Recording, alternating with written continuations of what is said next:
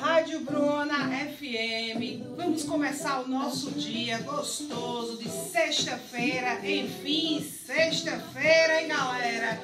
Como vocês esperaram para esse dia? Ah, lembrei, tem simulado amanhã, né? Mas mesmo assim, não vou sobrecarregar vocês, não vou passar atividades, mas presta atenção na nossa aula que vai ser top. Nós vamos começar um conteúdo novo, que é o continente asiático. Rádio Bruna, Dua Lipa, Break My Heart. Agora, vamos realmente ao que interessa, que é o nosso conteúdo. Esse conteúdo vocês vão encontrar a partir da página 166, que é Ásia Gigante e Diversidade Ambiental. Vocês vão começar no capítulo 5, Continente Asiático, que é a partir da página 166. Quem quiser acompanhar pelo livro, a página 166. O continente asiático é super massa de ser estudado. Afinal de contas, nós vamos falar do maior continente do mundo, o maior continente em extensão territorial, como eu coloquei aqui no exemplo para vocês, que possui aproximadamente 44,9 milhões de quilômetros quadrados. É o maior continente em extensão territorial de todo o planeta. E possui, por exemplo, 30,2% de todas as terras emersas do nosso planeta. Então é terra pra caramba. Ocupa os 2 hemisférios, mas grande parte do território do continente asiático está localizado no hemisfério norte, tá certo? É importante salientar que a Ásia é tudo grande. Na Ásia todo mundo é grande, né? Tudo é grande, o maior continente do mundo, inclusive a maior população global está presente no continente asiático também. Então é importante salientar. Vamos dar hoje dicas de aspectos gerais, inclusive aspectos físicos referentes ao relevo do continente asiático e também as questões climáticas do continente asiático. Hoje nós vamos estudar a questão de multiculturalidade. No continente asiático nós vamos ter a maior população mundial, com os 2 países que possuem a maior população de todo o planeta. 1/3 de toda a população global está concentrada no continente asiático. É chinês demais, meu amiguinho. É indiano demais. A China tem a maior população global, que possivelmente será ultrapassada nos próximos anos pela Índia, que não tem a questão do controle populacional, que a gente já vai estudar mais à frente, da China, que é permissível apenas 2 filhos por família. Isso era antes dos anos 90, por conta dessa questão do boom populacional que se deu na China, mas foi permitido, principalmente nas áreas urbanas agora, no caso em meados de 2013, 2 filhos por família. Então, na China tem uma política de controle demográfico. Porque imagine se todo chinês que já existia desde os anos 90 resolvesse procriar, ter 5 filhos, ia ter realmente um déficit na produção, porque ia ser gente demais. Chinês faz menino demais, indiano também. Nós vamos ter as maiores populações globais do mundo no continente asiático. E a maior população também mundial está presente no continente asiático. Também as maiores densidades demográficas, ou seja, o número de habitantes por quilômetros quadrados, nós também encontramos no continente asiático. Por exemplo, nós vamos ter uma área, um território, que é um país que acho que em grande parte não escutou falar, mas é um país chamado Bangladesh, que possui quase 1.000 habitantes por quilômetro quadrado. E olha que o território nem é tão grande. Nós vamos possuir uma densidade demográfica elevada também no Japão, um país também muito importante para a evolução tecnológica do mundo, que já foi a 2ª potência econômica mundial, está entre os ramos das maiores potências econômicas mundiais. Desde os anos 90, que o Japão tem evoluído bastante no campo da tecnologia. Mas, obviamente, nós também temos o dragão asiático, né, que é a 2ª maior economia do mundo, do PIB, que é a China atualmente. Então, nós vamos ter países altamente diversificados. Não fique pensando que vai estar a Ásia e todo mundo tem um olho puxado, não, porque você vai ver que é totalmente divergente esse seu conhecimento. Nós vamos ver que esse pessoalzinho do olho puxado, tudo mais que a gente conhece como os asiáticos, asiáticos aqui, geralmente estão no Sudeste Asiático e também no Extremo Oriente. Mas a Ásia possui uma população extremamente diversificada. Nós vamos ter uma parte do Oriente Médio, a religiosidade é diversificada, a população diversificada, multilinguísticos, multiculturais, multiétnico, a população ela é diversificada no continente asiático. Professora, não tá dando para copiar esse esqueminha que tá aí atrás, não. Relaxe, eu vou mandar para vocês no grupo.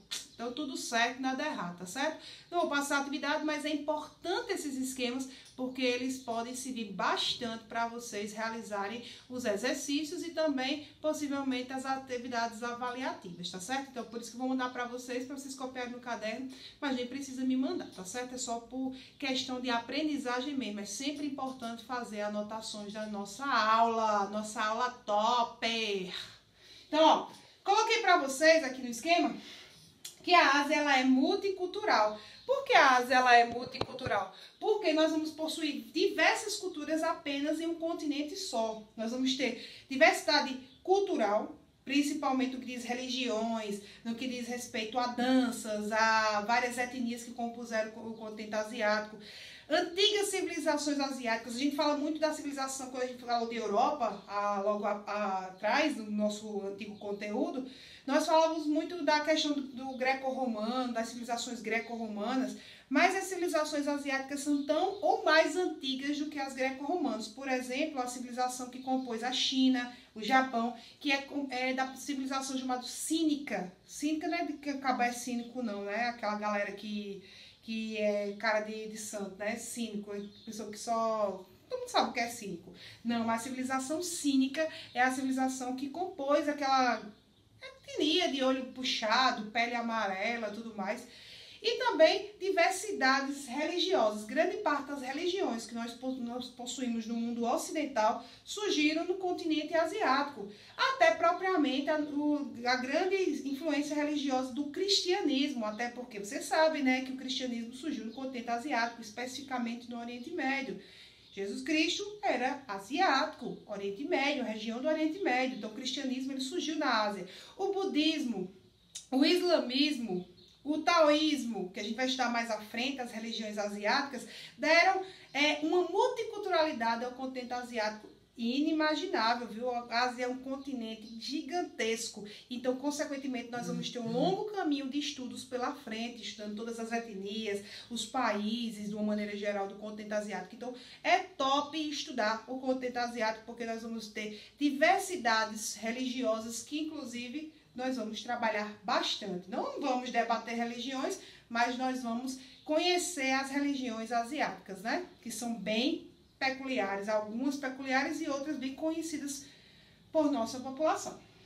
Nós vamos ter as diversas etnias, então, quando a gente fala de Ásia, a gente vai estudar só Xing Ling, não, só a pessoa do olho puxado, não. Então, nós vamos estudar pessoas totalmente divergentes também por conta das diversidades climáticas que possuem no continente asiático.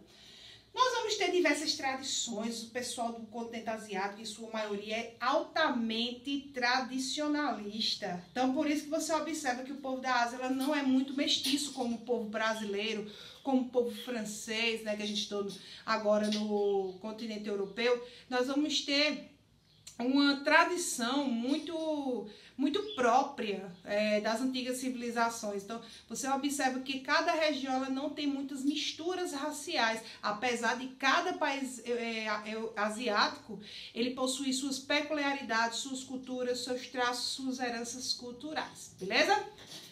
Nós vamos possuir no continente asiático 49 países. Inclusive, é muito bacana para jogar a dedonha, conhecer os países asiáticos, que inclusive vocês vão encontrar o mapa aí na página 167. É importante até para jogar a dedonha, porque tem muitos países, um nome bem interessante, né? Então, quando chegar no final do ano, se tiver nada para fazer dessa quarentena, para jogar a dedonha, decorar os países asiáticos é uma boa, porque você vai conhecer lugares e também curiosidades de cada um deles. O continente asiático é o maior do mundo. Então, nós vamos ter aí países como Líbano, Israel, Chipre, Tadiquistão, Quirguistão, Mianmar, Camboja, Tajiquistão, né? Então, vários países bem diferenciados e com cultura, cada um deles muito diferentes, e a população, a composição étnica também bastante diversificada, beleza? Então, nós vamos ter aí que a localização vai dos Montes Urais até o Estreito de Bering, ou seja, os Montes Urais nós vamos ter aqui dividir o bloco Eurásia, ou seja, aquele grande bloco que eu falei para vocês, que os Montes Urais é o que divide, é a grande cadeia montanhosa que divide lá na Rússia, que divide o bloco da parte Rússia europeia e parte da Rússia asiática, que inclusive a maior parte, que é a chamada Rússia siberiana, a maior parte está no continente asiático. A Rússia está em 2 continentes, é grande demais. E até o Estreito de Bering, que é a divisão do continente americano. Lembre-se, o mapa que a gente observa nos livros é um planisfério, mas o mundo, o planeta é redondo, não é plano, viu, gente? Sempre lembrando que, segundo nossos estudos, inclusive a capa do meu vídeo mostra para vocês um globo terrestre, não um plano terrestre. O plano que nós usamos é o plano cartográfico, que geralmente é utilizado, ó, isso aqui é um planisfério, isso é um planisfério, é uma área para a gente observar de maneira plana, mas o planeta é redondo, lembrando, né? Todo mundo já sabe disso, mas é bom sempre salientar.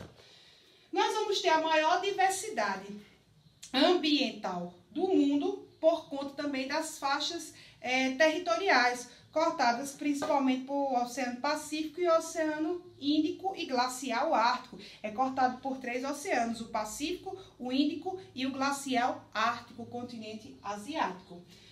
Nós vamos ter também outra curiosidade sobre o continente asiático. Nós vamos ter a maior cordilheira do mundo. Então, tudo lá na Ásia é bem maior, muito maior, né? Não vou fazer piadinha com os chineses, mas no continente asiático nós vamos ter coisas grandes, gigantescas, inclusive grandes construções, maiores prédios. A Ásia tem mania, acho que, de grandeza, porque tudo lá na Ásia é gigantesco. Inclusive, nós vamos ter a maior cadeia de montanhas do mundo, que é o Monte Everest. Aliás, a Cordilheira do Himalaia, onde fica lá próximo ao Tibete e o Nepal, o Monte Everest. Nós vamos ter aí também com o Monte Everest, a altitude com 8.848 metros de altitude. Então, é importante salientar que esse é o maior pico do mundo, é o ponto mais elevado do planeta, mas ao longo da Cordilheira do Himalaia nós vamos ter altitude de 4.000, 5.000, 8.000 metros também em outros pontos elevados da Cordilheira do Himalaia, sendo o ponto mais alto o Monte Everest.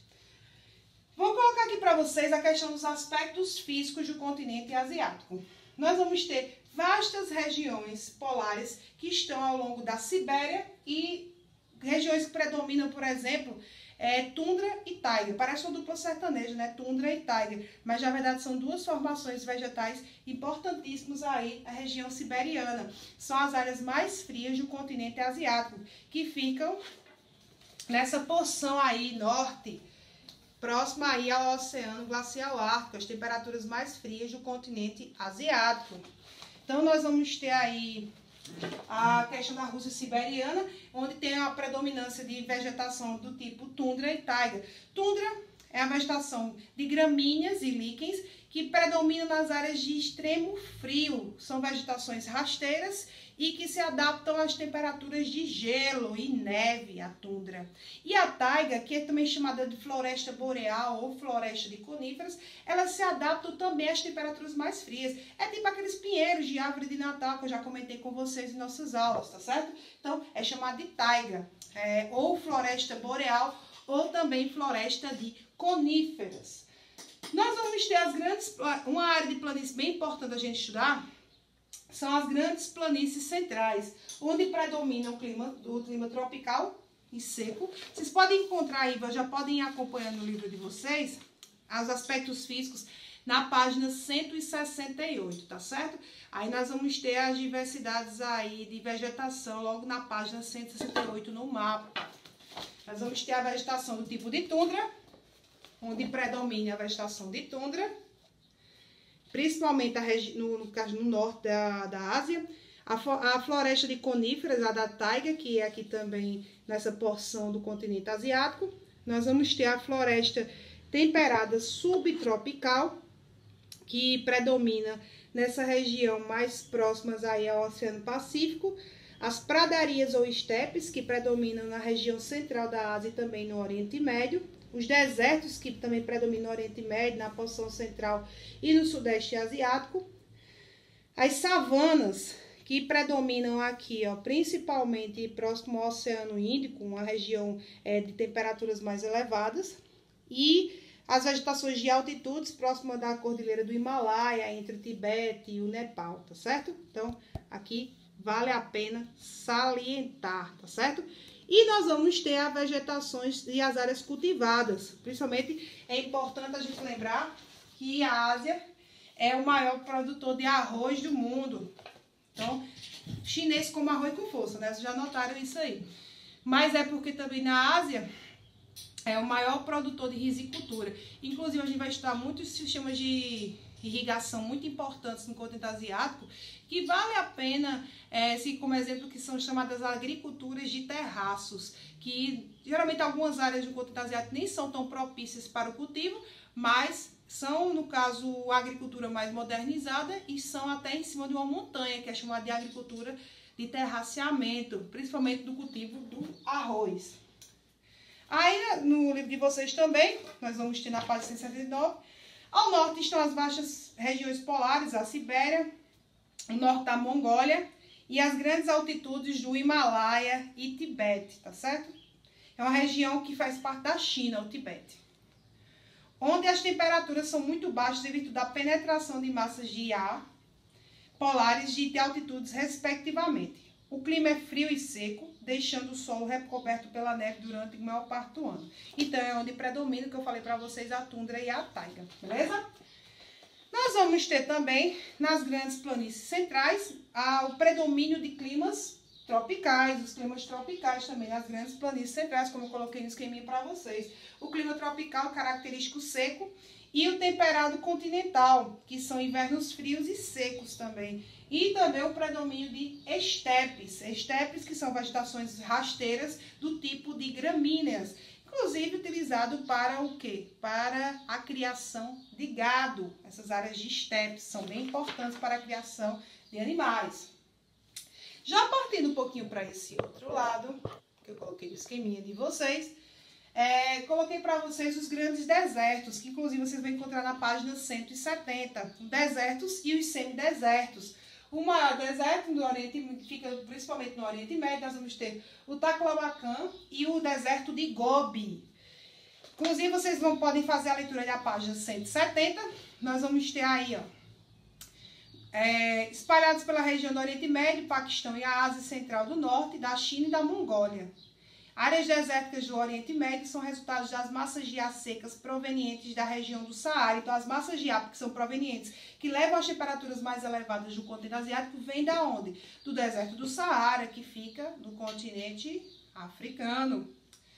Já as grandes manchas de deserto de Taklamakan e de Gobi são resultados das barreiras orográficas, aquelas barreiras naturais que impedem que as massas de ar ultrapassem essas grandes formações de relevo e cheguem menos chuvas ao longo do ano nas áreas mais desérticas, chamadas de chuvas orográficas, formadas pelas cadeias montanhosas e pelos planaltos que cercam a região, os quais impedem a penetração de massa de ar úmida. A ação dos ventos secos e das massas de ar dos continentes polares apresentam verões e invernos muito rigorosos e ambientes praticamente sem vegetação, ou seja, as áreas do Oriente Médio de clima árido e semiárido, quase desérticos, inclusive tendo uma população bastante pobre no que diz respeito a justamente o fator seca, que influi bastante na vida cotidiana do pessoal do Oriente Médio. Falta d'água é algo bem marcante no Oriente Médio, continente asiático. Certo? Aí nós vamos ter o clima mediterrâneo, que na porção mais ocidental do continente asiático, nós vamos ter a predominância do clima mediterrâneo.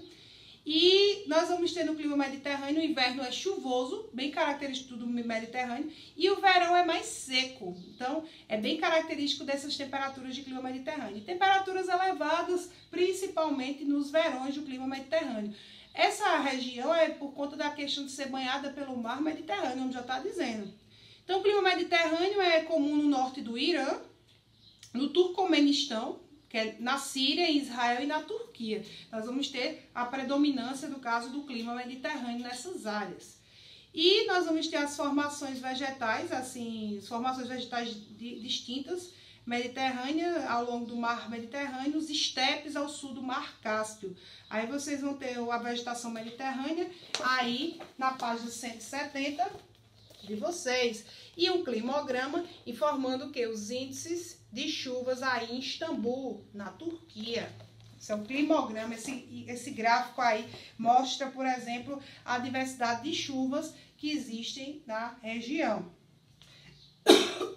Desculpa. Nós vamos ter então o Mediterrâneo, próximo ao Mar Cáspio e o Mar Mediterrâneo, características de verão chuvoso e inverno seco, certo? O clima temperado nós vamos ter predominante no noroeste da China e na região central do Japão. Então, é bem característico o clima temperado. Qual a característica mais, professora, do clima temperado? As 4 estações do ano, elas são bem mais definidas. A primavera, o verão, o outono e o inverno, elas são mais definidas. Então, dá uma diversidade de paisagens bem interessante no continente asiático, principalmente na China e no Japão. Você observa várias paisagens bonitas. Quem quiser pesquisar, altas paisagens bonitas no Japão e na China é o que tem, viu? Não pense que só a China é só bagunça, não. A China é um país diversificado e muito bonito. E por conta também dessa questão da influência do clima temperado. É predominante no noroeste da China, como eu falei para vocês, e na porção central do Japão. Áreas de encontro de massas de ar polar e tropical apresentam grandes variações entre as estações do ano. Então, como eu disse para vocês, as estações do ano são bem mais definidas. Então, é bem característico também o tipo de floresta que é chamado de floresta temperada, certo? Bem como aquela que a gente estudou no continente europeu. Nós vamos ter, ó, porção setentrional. Na porção setentrional, nós vamos ter a presença do clima quente e úmido e no sul e no sudeste asiático. Não pense que é só no Brasil que nós temos umas predominâncias e umas características de climas tropicais. Também no sudeste asiático vocês vão encontrar, inclusive, florestas equatoriais. Tipo a floresta, parecido com a floresta amazônica, sim, florestas equatoriais, bastante quentes, como é o caso, por exemplo, do Vietnã, da Mongólia. Características dessa Ásia na porção setentrional também de clima equatorial, que é o que se assemelha bastante à floresta amazônica, que é uma floresta também do tipo equatorial. Nós vamos ter a predomínio também de climas tropicais e também de climas subtropicais. Aí tem aí na página 171, na porção mais setentrional do continente, já acompanha a leitura, encontramos a grande área de clima quente e úmido, que abrange o sul e o sudeste da Ásia, espalhando-se pela Índia, pelo Butão. Sim, Butão é um país que fica perto do Nepal. Isso ficou esquisito, ficou, mas é verdade. Butão é um país, um dos menores países do mundo, inclusive, e Nepal é onde fica também o alto da Cordilheira dos Andes, da Cordilheira dos Andes, no Himalaia. Butão, Bangladesh, que eu disse para vocês que tem a maior densidade demográfica do mundo, e pelo leste da China. Essa região é subdividida em climas tropical, subtropical e equatorial. Então, entre esses países, nós vamos ter a predominância do clima tropical, subtropical, que é bem característico da região sul do Brasil, temperaturas mais frias, e clima equatorial, que é quente pra caramba, quente e úmido, né? Tipicamente da Indonésia. A Indonésia é um país bastante quente porque nós vamos ter a predominância de clima equatorial. No conjunto, recebe a denominada Ásia de monções. O conjunto da porção setentrional do continente asiático vai dar um clima bastante característico, que é importante a gente salientar, inclusive até para o próprio ensino médio de vocês, o ano que vem, que é chamado Ásia de monções. Não é de monção, não é de monções. Essa Ásia de monções, ela dá uma característica bem marcante a essa região asiática, que é justamente estações do ano, verão chuvoso e inverno quente, porque acontece a inversão dos eventos alísios. Então, é sujeita à ação de massas de ar, como tem no livro de vocês, de monções, que é determinada a alternância entre a estação chuvosa, como eu falei, de verão, e estação seca, o inverno. Durante o verão, os temporais e as inundações são comuns nessa parte da Ásia. cuja formação vegetal é característica de clima tropical. Então, nós vamos ter no Sudeste Asiático e também na porção sul do continente asiático uma característica de clima tropical, tropical úmido e também equatorial, temperaturas elevadas ao longo do ano, por conta das massas de ar. E coloquei para vocês aí o relevo. Vocês vão encontrar aí na página, aí nós vamos ter os ventos de monções, vocês podem acompanhar também no livro de vocês, como acontecem esses ventos, as correntes de massas de ar de monções, com a garota do tempo Bruna, aí na página 172, como acontecem essas áreas de alta pressão e baixa pressão úmidas, de onde é que vem essa questão das influências das monções, que vem geralmente do Oceano Pacífico e do Oceano Índico. Então, é uma alternância climática de áreas de alta e baixa pressão, certo? Nós vamos ter aí, então, a questão do relevo. A questão do relevo asiático, nós vamos ter predominância de elevadas cadeias montanhosas. A maior cordilheira do mundo está no continente asiático. Nós vamos ter a maior cordilheira do mundo, que é a Cordilheira do Himalaia. Cordilheira do Himalaia, onde fica, por exemplo, o Monte Everest e também várias outras altitudes elevadas. E também depressões.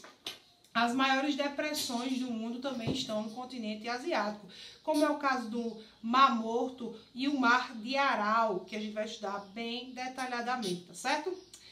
Acompanhe a leitura aí da página 172. Estejam com o livro em mãos, galerinha. Eu tô com saudade de ficar ao vivo, viu? Com vocês aí, brincando, tirando onda, me estressando às vezes, mandando fazer Nunca mais fiz isso, né? Pra fazer silêncio, mas dá uma saudadezinha quando a gente tá dando aula aqui.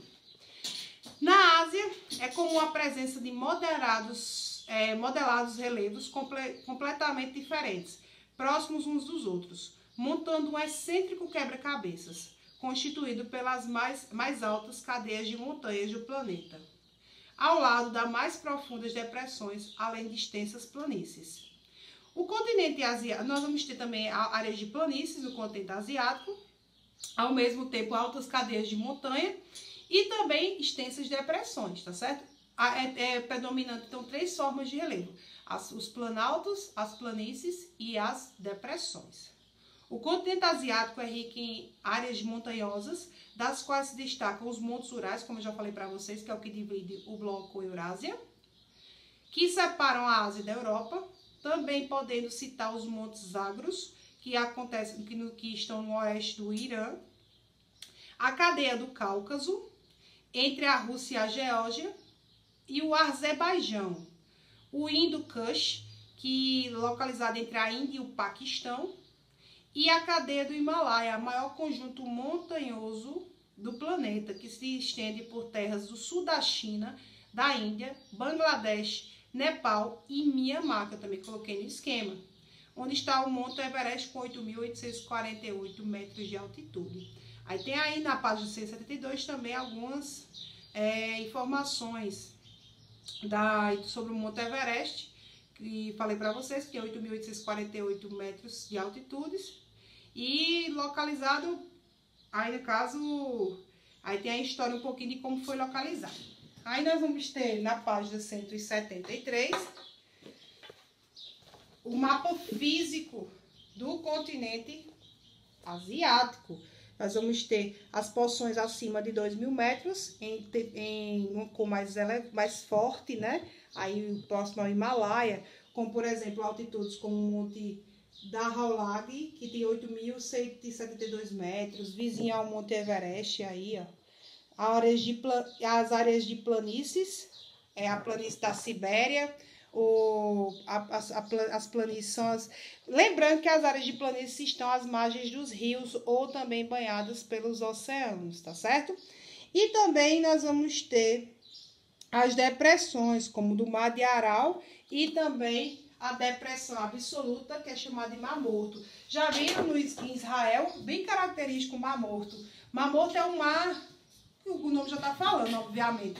e não tem vida, porque no caso da formação geológica, tanto que o que é que acontece? A formação geológica da Cordilheira do Himalaia, ou seja, quando se formou os continentes, a nova configuração dos continentes, o que é que fez com que a Cordilheira do Himalaia ela se formasse? Você sabe que as montanhas mais jovens do mundo são as montanhas asiáticas, porque são mais altas, elas sofreram menos excesso de erosão, menos desgaste, por isso que o Monte Everest e essas áreas aí do relevo asiático, elas são tão altas, porque elas foram compostas no período Cenozoico, o período mais recente da formação geológica do nosso planeta.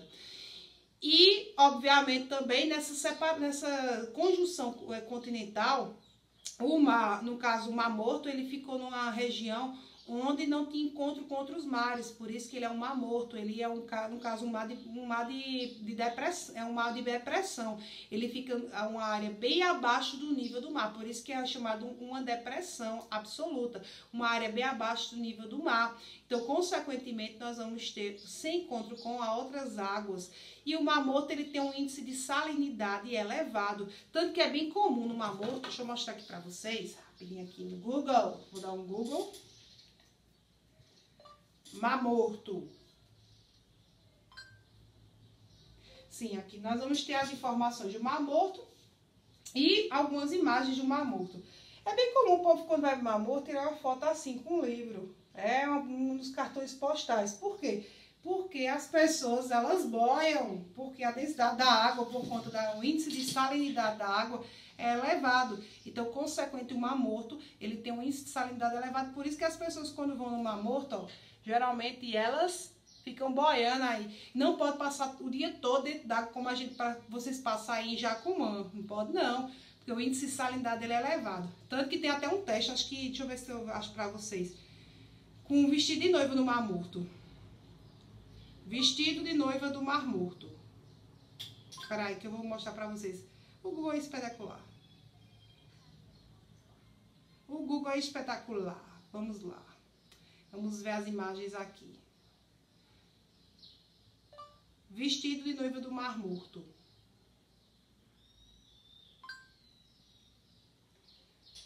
Vamos ver. Fizeram um teste aqui, ó, no Mar Morto, com um vestido de noiva, ó. Isso aqui é só sal, salinidade, ele ficou duro, só de salinidade. Então, nós vamos ter um índice de salinidade elevado no Mar Morto. Então, é a maior depressão do mundo, que fica entre a Jordânia e Israel. Outros aspectos do continente asiático nós vamos estudar ao longo das nossas aulas. O continente asiático ele é extenso, então nós vamos ter ainda bastante coisa, bastante conteúdo para estudar sobre o continente asiático. Isso, na verdade, é uma pequena introdução da nossa sexta-feira, mas a semana que vem nós vamos continuar com o continente asiático. Não percam as aulas, assistam as aulas por completo. Por quê? Porque vocês vão precisar desse contexto agora para poder aprender as outras referências, tá certo? Então, não deixe de assistir a aula completa. Não fique assistindo 6, 7 minutos, não, meu amiguinho. Valorize o trabalho do teu professor para que você tenha uma educação bacana e coerente, beleza? Então, ó, vamos ficando por aqui, nessa marmota. Vamos ficando por aqui. Então, hoje eu não vou passar a atividade em si. Vocês vão assistir minha aula e vocês vão copiar apenas o esquema. Não precisa me mandar como atividade, tá certo? Só se eu pedir depois essas atividades aí que você já tem no caderno, aí vai ficar de boa. Só copia o esqueminha, não vai ter atividade em si, só para copiar esse esquema para que fique no caderno de vocês, que é bem mais importante essa paradinha aí, tá certo? Então, copia esse esquema que eu vou mandar para o grupo e não deixa de assistir a aula por completo. Valoriza a aula do teu professor, de todos, não só a minha, mas de todos os professores, beleza? Então, ó, saudades de vocês, espero que todo mundo esteja bem, que curtam bastante essa sexta-feira, nem que seja jogando videogame, assistindo live, fazendo coisas aleatórias aí que vocês já andam fazendo, mas estejam bem, fiquem com a mente boa. E, acima de tudo, relaxe, estudem na medida do possível também, que é muito importante a gente ter essa questão educacional em dia, para quando a gente voltar esperto, como sempre, tá certo? Então, ó, um cheiro para vocês. Então, ficamos por aqui por hoje, mas não quer dizer que na semana que vem a gente possa se encontrar também ao vivo pelo Meet, tá certo? Então, que vocês gostam tanto da resenha do Meet, da nossa Rádio Bruna e tudo mais. Então, ó, um cheiro, assistam a aula toda, viu? Tô ligada, viu? Eu tô ligada. Tô de olho.